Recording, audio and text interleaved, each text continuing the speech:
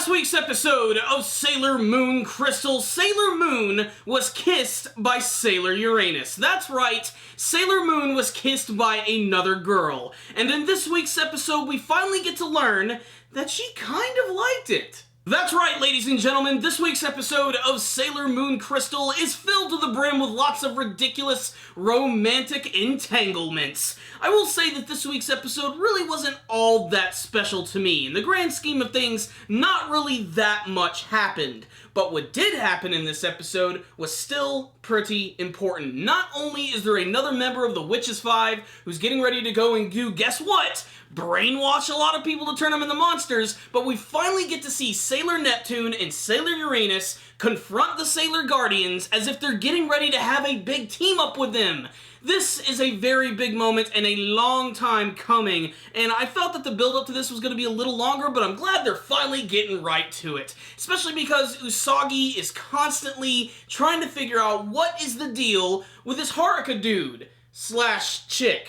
Now, the reason this episode was entertaining to me, of course, was for those events at the end of this episode, but I still love the fact that Usagi herself has truly grown as a character, especially when compared to her interpretation in the first 2 seasons of the show. The fact that she was able to put 2 and 2 together and actually realize that Haruka was Sailor Uranus, points for Usagi. Not only that, but the friendship between Chibiusa and Hotaru Tomoe is also starting to grow, although this is going to lead to some dark territory, mostly having to do with her father, who made one creepy appearance in this episode. I love when he's covered in shadow and the only thing you can see is the light of his glasses. That's exactly what they did with that character back in the early 90s for like 90% of his appearances, so I thought that was a nice callback to that. And this is all leading to finding these 3 magical talismans, which apparently are going to bring about the destruction of the world, and you have all of these different groups which are going after them. They're not making it quite clear what these talismans are. However, just like in last week's episode, we get to see a lot of people are having these connected dreams where they're seeing these visions. Where last week it was only relegated to a couple of characters,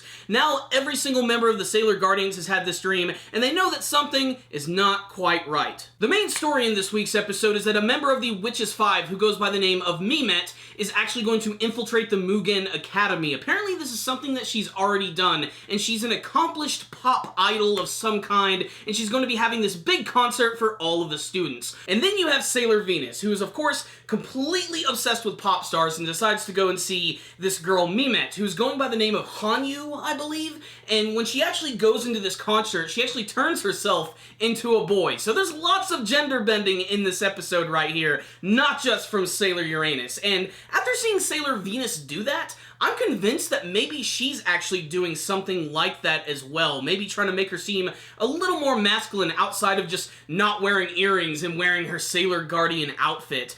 Either way, she seems to be hiding it really well, except from the Sailor Guardians, of course. So eventually, Sailor Venus notices that Mimete is getting ready to take over the minds of all of these young people and use them so that they can harvest these daemons, these giant black demons that we've seen who've been popping up in the last couple of episodes. So, of course, the Sailor Guardians jump in, they start kicking ass with lots of cool, flashy attacks. We get some big combination attacks from a lot of the characters. And again, I cannot stress this enough, the animations of these attacks look really freaking awesome. Of course, Sailor Moon comes in and finishes off Mimete in one single hit with her big spiraling heart of death, and that's pretty much the end of the episode with the Sailor Guardians being confronted by Uranus and Neptune. Yes, it's still funny every single time I say Uranus. So what's the rundown on this week's episode of Sailor Moon Crystal? You know what's really funny about this episode is how Mamoru Chiba, the identity of Tuxedo Mask, he seems almost completely worthless this season,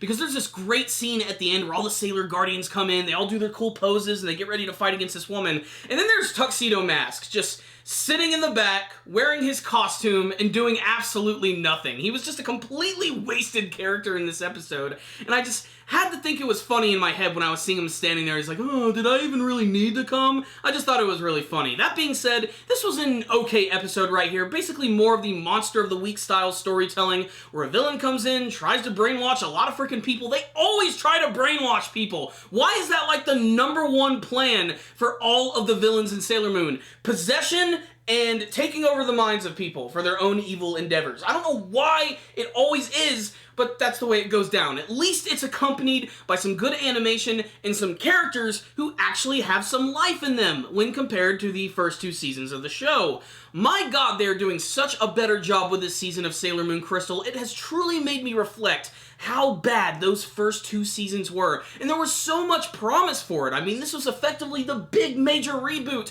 of Sailor Moon, the chance to finally capture the old audience as well as all of the new fans, and it was okay. If only they would have started with a team that is working on this season, I honestly think that it would have been more successful. That's not saying that it isn't successful. I know that Toei is just counting the bills when it comes to this series. They're making so much money off of the merchandise alone.